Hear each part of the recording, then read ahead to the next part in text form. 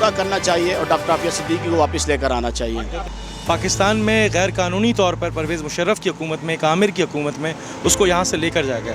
आज पख्तून डे है, इज़्ज़त का दिन है, पख्तून अपनी इज़्ज़त का दिन मनाते हैं। इमरान खान भी अपने आप को पख्तून कहते हैं, तो मैं कहता हूँ आज पख्तूनों के दिन के अंदर कोई ऐसा ऐलान करें कि डॉक्टर आफिया आ जाएँ। तो हम हुकूमत वक्त से ये आजिज़ी से मुतालबा कर रहे हैं कि खुदारा हमारी बहन को हमारे घर वापस लेकर आए।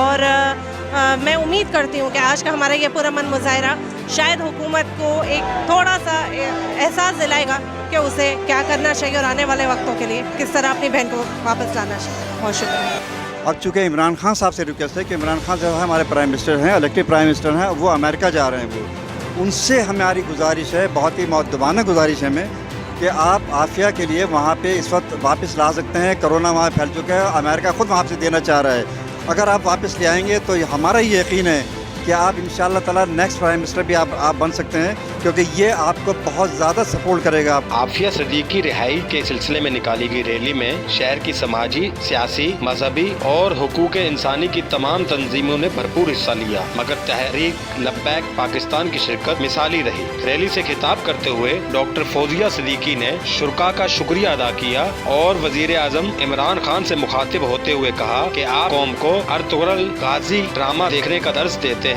खुद अर्तुगरुल के किरदार से कुछ क्यों नहीं सीखते। बादशाह रैली गवर्नर हाउस की तरफ रवाना हो गई। कैमरामैन मुदस्सिर नजर के साथ मुसव्वर अली बलोच, सलामती न्यूज़, कराची।